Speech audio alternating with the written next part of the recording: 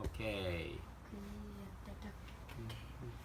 이 세상에서 가장 편한 자세로 누워. 내일 이렇게 눕는 자세가 있지. 이불은 던져놓고 하는 자세. 무슨 소리야?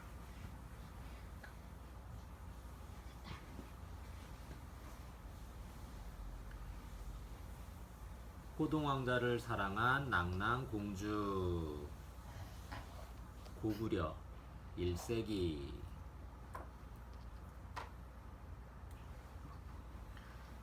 고구려 대무신왕에게는 자랑스러운 아들이 있었어요. 바로 호동왕자였지요. 호동왕자는 얼굴도 잘생기고 체격도 근사했어요. 또한 용감하고 지혜로워서 무슨 일이든 척척 해냈어요. 대무신왕은 호동왕자를 볼 때마다 믿음직했어요. 호동은 장차 나라를 위해 큰 일을 할 것이다. 아버지 대무신왕의 마음을 호동왕자도 잘 알았지요. 어느 날 호동왕자는 낭낭의 왕 최리와 마주쳤어요. 보통 사람이 아니로군. 최리는 호동왕자가 마음에 쏙 들었어요. 나는 낭낭의 왕 최리라 하오. 저는 고구려의 왕자 호동이라 합니다. 오, 과연 정말 반갑소. 잠시 우리 궁궐에 들렀다 가지 않겠소? 말씀은 고맙지만 어찌 그럴 수 있겠습니까? 낭낭은 고구려의 적국이었어요. 호동왕자는 정중하게 거절했지만 최리는 끈질겼어요. 최리는 호동왕자를 데리고 가서 큰 잔치를 벌였어요. 기분이 좋아진 최리는 공주를 불렀어요. 얼마 후 낭낭공주가 사뿐사뿐 다가왔지요. 고구려의 왕자님이시다. 인사해라. 낭낭공주가 호동왕자와 눈을 맞추었어요. 두 사람은 첫눈에 반해서 가슴이 콩콩 뛰었어요. 단박에 서로를 사랑하게 되었지요. 호동왕자는 낭낭공주를 아내로 맞이했어요. 두 사람은 꿈결처럼 행복한 나날을 보냈지요. 그러나 호동왕자는 고구려로 돌아가야 했어요. 자기 마음대로 결혼했기 때문에 아버지 대무신왕의 허락도 받아야 했지요. 공주, 내가 다시 와서 공주를 데려가겠소. 낭낭공주는 고개를 숙이고 눈물을 흘렸어요. 왕자님, 소녀는 그날을 손꼽아 기다리겠습니다. 이 사실을 알게 된 대무신왕은 노발대발했어요. 적국의 공주를 며느리로 맞아들일 수는 없다. 꼭 데려와야겠다면 방법은 하나. 낭낭을 멸망시킨 후에 데려오도록 해라. 호동왕자는 낭낭공주에게 사람을 보냈어요. 공주, 아버지께서 허락하지 않으신다오. 하지만 방법이 딱 하나 있소. 공주가 낭낭의 무기고에 있는 자명고를 찍고 뿔나파를 망가뜨린다면 우리는 같이 살 수 있소. 낭낭공주는 큰 슬픔에 빠졌어요. 낭낭에는 오래전부터 내려오는 보물이 두 가지 있었어요. 바로 자명고와 뿔나팔이었지요. 적군이 쳐들어오면 스스로 소리를 내서 낭낭을 지키는 보물이지요. 아, 왕자를 택하자니 나라를 배신해야 하고 나라를 지키자니 사랑하는 왕자를 버려야 하는구나. 몇 날 며칠 고민하던 낭낭공주는 마침내 결심했어요. 사랑하는 왕자를 위해 자명고와 뿔나팔을 없애기로 한 거예요. 낭낭공주는 품 안에서 칼을 꺼냈어요. 아버지, 못난 딸을 용서해주세요. 흑흑. 낭낭공주는 자명고의 가죽을 북북 찢고 뿔나팔도 부숴버렸어요. 소식을 전해들은 호동왕자는 급히 대무신왕에게 알렸어요. 대무신왕은 믿을 수 없었죠. 어서 명령을 내려주십시오. 제가 직접 군사를 이끌겠습니다. 호동왕자는 빨리 가서 낭낭공주를 구하고 싶었어요. 고구려 병사들은 만세를 외쳤어요.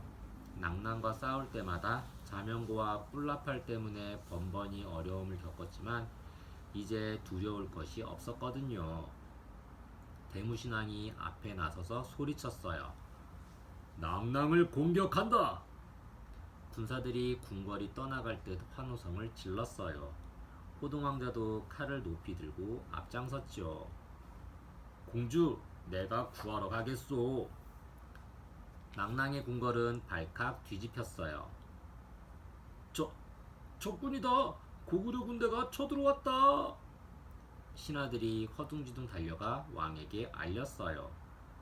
무슨 소리를 하는 거요? 자명고와 뿔라팔이 울리지 않았잖소. 낭랑왕은 믿으려 하지 않았어요. 성 위에선 이미 전투가 시작되었지요. 낭랑왕은 뭔가 잘못되었다는 것을 깨달았어요. 아니, 이게 어찌 된 일인가? 자명고는 찢어지고 뿔라팔은 부서진 채 나뒹굴고 있었어요. 도대체 어떤 놈이냐? 누가 감히 이런 짓을 했단 말이냐? 그러다가 문득 짚이는 게 있었어요. 그렇구나. 어쩌면 공주가... 낭랑왕은 칼을 뽑아들고 고래고래 소리쳤어요. 당장 공주를 잡아오라고 했어요. 낭랑공주는 아무 말도 못하고 엎드려 눈물만 쏟았죠. 설마 했는데 공주라도 용서할 수 없다. 나라를 위험에 빠뜨렸으니 죽어 마땅하다. 왕이 휘두른 칼에 공주는 힘없이 쓰러지고 말았어요. 낭랑왕은 공주를 죽인 후 고구려에 항복했답니다. 낭랑공주가 죽자 호동왕자는 슬픔에 빠졌어요. 대무신왕은 큰 공을 세운 호동왕자를 더욱 아꼈지요. 그러자 첫째 왕비는 못마땅하고 불안해졌어요. 둘째 왕비의 아들인 호동왕자가 왕의 뒤를 이을까봐 두려웠지요. 첫째 왕비는 대무신왕에게 거짓말을 늘어놓았어요. 호동은 저에게 건방지고 버릇없이 굽니다. 그러나 대무신왕은 그럴 리 없다고 생각했지요. 첫째 왕비는 약이 바짝바짝 올랐어요. 첫째 왕비는 작전을 새로 짰어요. 이번에는 눈물을 펑펑 쏟으며 아뢰었죠. 호동이 저에게 하는 짓을 몰래 지켜보소서. 제 말이 거짓이라면 그 벌을 달게 받겠나이다. 첫째 왕비가 눈물을 흘리며 하소연하자 대무신왕의 마음도 살짝 흔들렸어요. 왕비가 정 그렇게 생각한다면 호동을 불러 벌을 주리다. 대무신왕은 왕비에게 약속을 하고 말았어요. 대무신왕이 호동을 벌주려 한다는 소문이 궁궐에 퍼졌어요. 호동왕자를 따르던 신하가 부랴부랴 달려왔죠. 왕자님, 사실이 아니라고 말씀드리세요. 호동왕자는 잠시 생각에 잠겼어요. 내가 만약 사실이 아니라고 말씀드린다면 어떻게 되겠소? 호동왕자는 왕비의 거짓이 드러나면 아버지가 괴로워할 거라고 여겼어요. 부모의 허물을 드러내는 것은 자식된 도리가 아니오. 호동왕자는 그만 스스로 목숨을 끊고 말았답니다. 호동왕자를 사랑한 낭랑공주. 호동왕자와 낭랑공주. 고구려의 호동왕자는 대무신왕의 총애를 한몸에 받았습니다.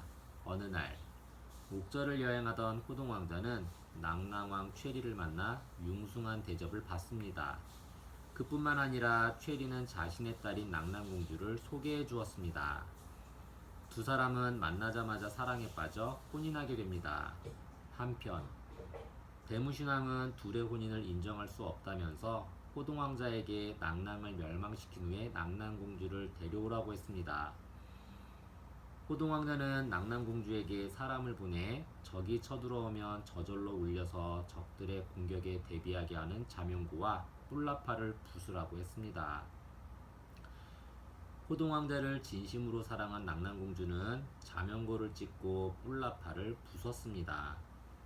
자명고와 뿔라팔이 없어진 탓에 낭낭은 고구려군이 성 가까이 이를 때까지 눈치채지 못했고 급기야 고구려에게 성을 내주어야 했습니다. 낭낭공주는 불같이 화가 난 아버지 최리의 손에 목숨을 잃었고 낭낭은 멸망하고 말았답니다. 우리나라의 북과 나팔은 언제 들어왔을까요? 북은 우리나라에 수천 년 전에 들어왔으리라 짐작됩니다.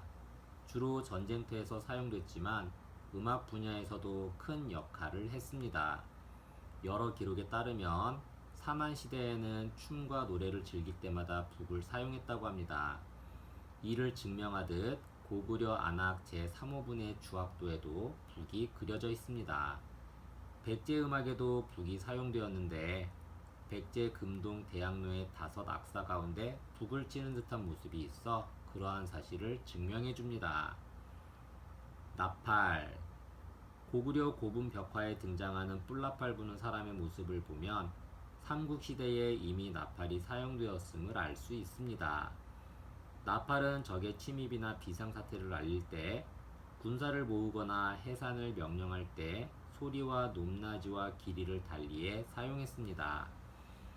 또 군대나 높은 벼슬아치들이 행진할 때 취타대를 앞세우는 경우가 있는데 이럴 때 나팔은 맨 먼저 높은 소리를 내어 흥을 돋우는 구실을 했습니다. 취타대, 군대에서 관악기와 타악기를 연주하던 음악대, 훗날 음악에도 많이 사용되어 여러 형태의 나팔로 변해갔습니다. 호동왕자는 낭낭공주를 정말로 사랑했을까요? 대무신앙은 27년 동안 고구려를 다스리면서 국가체제를 정비하고 영토를 확장했습니다. 덕분에 고구려의 영토는 압록강 상류까지 확대되었지요. 대무신앙을 비롯한 고구려 왕들은 전쟁에서 지면 자신은 물론 가족과 나라까지 위험해지기 때문에 수단과 방법을 가리지 않고 영토를 확장하여 나라를 발전시키는 것이 무엇보다 값진 일이라고 여겼을 터입니다. 이런 맥락에서 호동왕자에게 낭낭을 공격하도록 했겠지요. 아마도 호동왕자와 낭낭공주는 전쟁을 승리로 이끌고자 했던 고구려의 영토 확장 정책의 최대 피해자였을지도 모르겠습니다. 사랑이냐 조국이냐. 우리가 알고 있는 이야기 중에서 이 이야기만큼 슬픈 내용도 드뭅니다. 그만큼 속 깊은 사연이 많다는 뜻이기도 하며 그 사연에는 피치 못할 속뜻도 감추어져 있답니다. 사랑을 따르면 조국이 울고. 이 이야기의 주인공은 왕자와 공주이고 둘의 나라는 사이가 좋지 못했습니다. 그럼에도 그 갈등을 해소하기 위해서 낭낭의 왕 최리는 왕자와 공주의 만남을 주선했죠. 호동왕자와 낭낭공주는 사랑과 주어진 현실, 조국을 모두 만족시킬 수 없었고 결국 더 큰 비극을 맞이할 수밖에 없었습니다. 무엇이 더 큰가? 낭낭공주는 결국 사랑을 선택했습니다. 사랑이 국가보다 가치가 더 크다고 판단한 것이지요. 하지만 낭낭공주의 아버지 입장에서 보면 공주는 금기를 어긴 것입니다. 금기, 마음에 꺼려서 하지 않거나 피함. 그래서 딸의 생명보다 국가의 안위를 먼저 생각해야 하는 왕으로서 공주에게 벌을 내릴 수밖에 없었을 것입니다. 낭낭공주가 사랑을 선택한 일이나 최리가 딸을 죽인 일이나 무엇이 더 가치 있는지 판단해야 하는 상황에서 피할 수 없는 일이었을 것입니다. 볼거리가 가득한 박물관 탐방. 전쟁기념관. 1994년 우리나라에서 전쟁이 일어나지 않기를 바라는 마음을 전하기 위해 전쟁기념관이 개관되었습니다. 전쟁기념관에는 전쟁기록과 유물들 만여 점이 전시되어 있습니다. 1층 전쟁역사실, 기획전시실. 전쟁역사실에는 우리 조상들의 대외 항쟁사와 전쟁 관련 유물, 자료 등이 전시되어 있습니다. 거북선 등의 병선과 성곽, 봉수대, 각종 무기류, 전쟁 기록화 등이 전시되어 있습니다. 2층 호국 추모실, 6.25 전쟁실, 대형 장비실. 호국 추모실은 나라를 위해 목숨을 바친 이들을 추모하기 위한 공간으로 조형물과 벽화가 전시되어 있습니다. 6.25 전쟁실에는 전쟁의 배경과 전투 과정, 피난민들의 생활상을 알려줍니다. 대형 장비실에는 우리나라 군사 통신 무기류가 전시되어 있습니다. 3층 해외 파병실, 국군 발전실. 해외 파병실에서는 월남전과 걸프전, 소말리아전 등 우리나라 군대의 해외 파병에 관한 자료들을 보여줍니다. 5개 전시장. 제2차 세계대전, 6.25 전쟁, 월남전쟁 등에서 사용했던 차량, 전차, 항공기 등이 전시되어 있는데 관람객이 직접 내부에 들어가 살펴볼 수 있습니다. 또 전쟁과 관련된 각종 조형물도 전시되어 있답니다.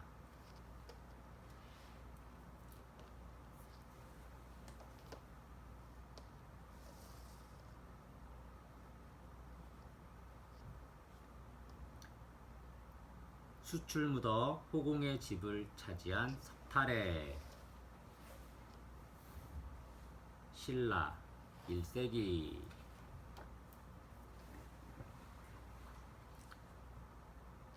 수로왕이 가야를 다스리던 시절이에요. 낯선 배가 바닷가에 나타났어요. 배 한 척이 다가옵니다. 그런데 배 주위를 까치떼가 둘러싸고 있습니다. 까치라면 좋은 일을 알려주는 새가 아니냐? 수로왕은 신하들을 거느리고 바닷가로 나가보았어요. 그런데 다가오던 배가 갑자기 방향을 바꾸더니 다른 곳으로 휙 가버렸지요. 그 배는 경주의 아진포로 다가왔어요. 때마침 할머니 한 분이 그 모습을 보게 되었지요. 박혁것의 배를 부리는 백군의 어머니였어요. 백군, 배를 부리거나 배에서 일을 하는 사람.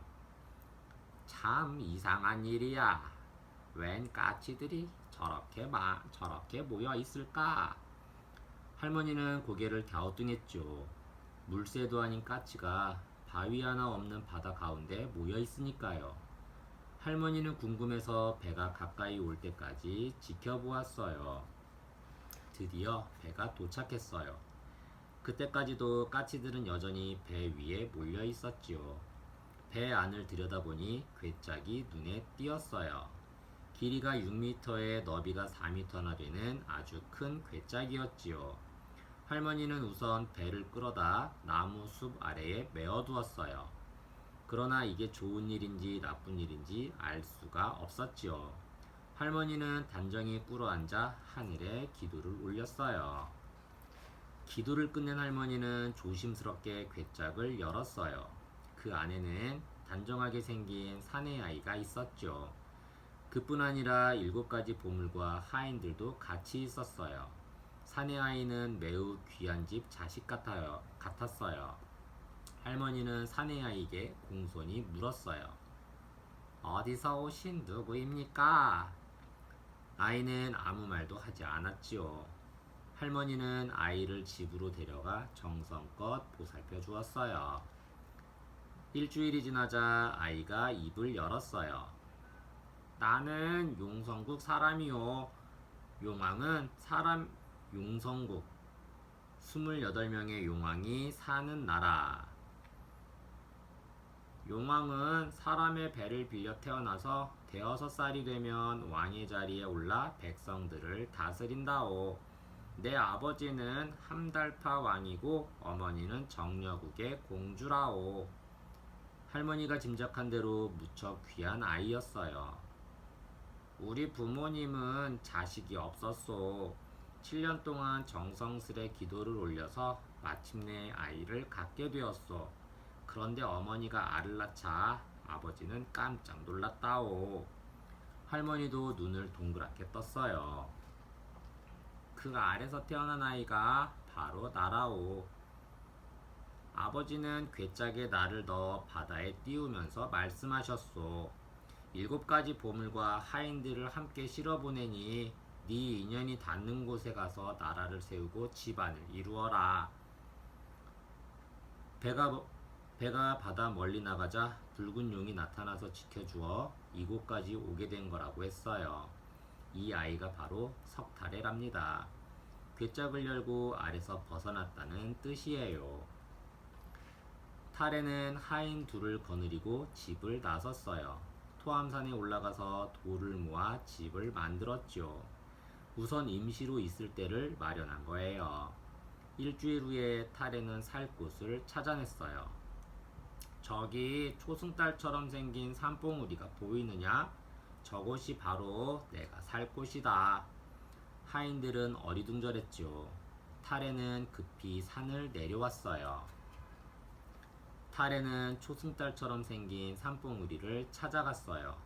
산봉우리 안에 집이 한 채 있었는데 호공이라는 사람이 살고 있었어요. 이 집 옆에 숯과 숫돌을 묻어두어라. 탈에가 하인들에게 말했어요. 대체 무엇을 하시려는 겁니까? 하인들이 물어도 탈에는 빙긋이 웃기만 했어요. 다음 날 아침, 탈에는 당당하게 호공을 찾아갔어요. 이곳은 우리 할아버지의 집이다. 이제 돌려받아야겠다. 뭐라고? 얼토당토하는 소리로 남의 집을 빼앗으려 하다니. 호공은 화가 나서 탈에를 관가에 고발했어요. 관가, 벼슬아치들이 나란 일을 보던 곳. 재판을 맡은 관리가 탈에에게 물었죠. 어째서 그 집이 네 집이라는 게냐? 우리 조상은 대대로 대장장이었소. 대장장이, 쇠를 불에 달구어 여러 가지 연장을 만드는 사람. 잠깐 집을 비운 사이에 저 사람이 빼앗아 갔다오. 믿지 못하겠거든 가서 땅을 파보시오.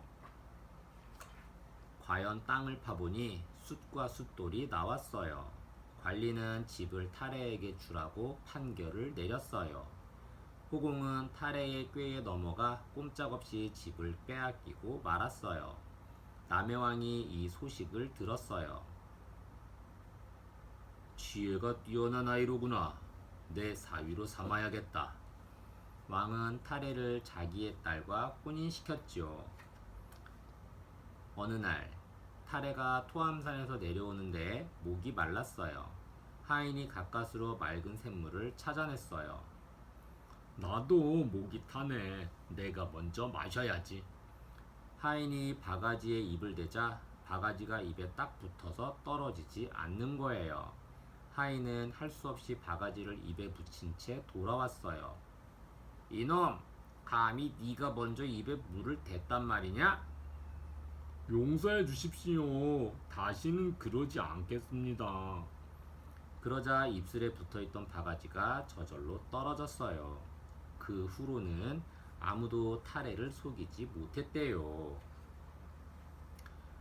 남해왕은 아들 유리왕자와 사위 탈에 가운데 누구에게 왕의 자리를 물려줄까 고민했어요. 예로부터 덕이 많은 사람은 이가 많다고 하옵니다. 누구 이가 더 많은지 겨뤄보도록 해주십시오. 탈에의 말에 왕은 두 사람에게 떡을 깨물게 했어요. 유리왕자의 이가 더 많아서 왕이 되었어요. 유리왕은 세상을 떠나기 전에 탈에에게 왕의 자리를 넘겨주었어요. 탈에의 지혜는 나의 두 아들도 따르기 어려우니 탈에가 왕이 되도록 하라. 탈에 왕은 신라를 23년간 다스리다가 세상을 떠났어요. 사람들은 소천 언덕에 탈에 왕을 장사 지냈어요. 그때 탈에 왕의 홀령이 나타나 말했어요. 내 뼈를 조심해서 묻으라. 무덤을 파보니 머리뼈는 둘레가 1m가 넘고 키는 3m나 되는 커다란 뼈가 나왔어요. 사람들은 이 뼈를 탈에 왕의 모습으로 만들어 궁궐에 모셨어요. 그런데 탈에 왕의 홀령이 다시 나타나 토암산에 묻으라고 했어요. 사람들은 탈의 말대로 하고 해마다 그곳에서 제사를 지냈대요. 숯을 묻어 호공의 집을 차지한 석탈해. 석탈해. 삼국유사와 삼국사기에서는 석탈해의 출신을 달리 설명하고 있지만 석탈해가 바다 건너 다른 나라에서 온 것은 분명한 듯합니다. 석탈해는 숯과 숫돌을 묻어 호공의 집을 차지했습니다.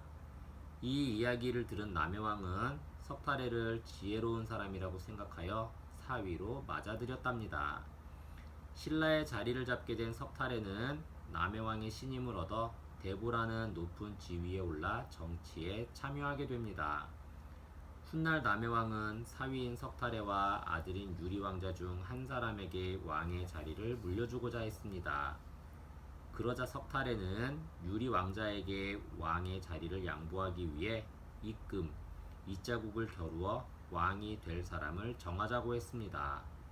결국 석탈해의 지혜로 입금이 더 많았던 유리왕자가 임금이 되었습니다. 이 일로 이사금, 임금이라는 말이 처음 생겨나게 되었지요. 또 유리왕은 죽기 전에 석탈해에게 왕의 자리를 넘겨주었습니다. 그래서 석탈해는 신라의 네 번째 임금이 되었답니다. 석탈해는 왜 하필이면 숯과 숫돌을 묻어 집을 차지했을까요? 숯과 숫돌은 대장간에서 매우 유용하게 쓰이는 물건이지요. 숯은 쇠붙이에 높은 열을 가해서 더욱 단단한 쇠를 만드는 데 필요한 매우 중요한 땔감, 연료이고 숫돌은 대장간에서 만들어진 칼이나 연장 따위를 더욱 정교하고 날카롭게 가는 역할을 하는 도구입니다. 실제로 석탈해는 신라에 들어오기 전에 쇠를 달구어 연장을 만드는 일을 하는 대장장이의 후예였을 가능성도 없지 않습니다. 그래서 역사학자들은 이 사실을 바탕으로 석탈해가 철기 문화를 신라에 처음 들여온 인물이라고 풀이하기도 한답니다. 석탈해에게 집을 빼앗긴 호공. 삼국사기의 기록에 따르면 호공은 신라에 귀화한 일본 사람이라고 합니다. 오래전부터 신라와 일본의 교류가 활발했던 것으로 볼 때 호공은 큰 공을 세우거나 특별한 기술을 인정받아 신라에 정착한 외인, 일본 사람이었으리라 추측됩니다. 호공은 표주박을 차고 신라에 들어왔다고 하여 붙여진 이름으로 기록에 따르면 마한의 사신으로 가기도 했고 계림에서 기말지를 발견한 사실을 탈해왕에게 알려주기도 한 인물이었답니다. 탈해는 어떻게 왕이 되었나요? 탈해는 과연 모든 사람이 우두머리로 받아들일 만큼 충분한 능력을 갖춘 훌륭한 인물이었을까요? 여기에 탈해의 특별한 능력을 드러내기 위한 이야기가 곳곳에 숨어 있습니다. 신라까지 흘러온 내력. 까치는 우리 주변에서 흔히 볼 수 있는 새이지만 바다에는 없는 새이지요. 그런데 까치가 바닷가에 나타나서 배를 에워쌌다고 했지요. 이는 평범한 사람이 사는 세상과 다른 신성함을 드러내주는 표지입니다. 바다새가 농촌에 나타났다고 해도 마찬가지겠지요. 아진의선 할멈과 괴짝. 배가 닿은 곳은 아진의선 할머니가 사는 데였습니다. 이 할머니는 박격거세 백군의 어머니입니다. 아진의선을 강조한 까닭은 석탈해 역시 신라 임금과 관계가 있음을 보여주는 것이지요. 한편 배에서 큰 괴짝이 나오는데 이건 역시 괴짝에 든 것이 신성한 것임을 나타내줍니다. 게다가 그 괴짝을 열기 전에 아진의선 할머니가 하늘의 뜻을 전하는 장면이 나오지요. 이는 괴짝에 들어있는 물건이 하늘의 뜻과 관련 있음을 일러주는 것이지요. 죽어서도 살아있는 임금. 탈해가 죽은 후에 그의 혼령이 나타나 자신의 뼈를 동학, 토암산에 묻으라고 하였답니다. 그래서 땅을 파보니 그의 뼈는 보통 사람들의 두세 배는 될 만큼 컸습니다. 이 역시 탈해가 보통 사람과 다르게 신성함을 보인 예입니다.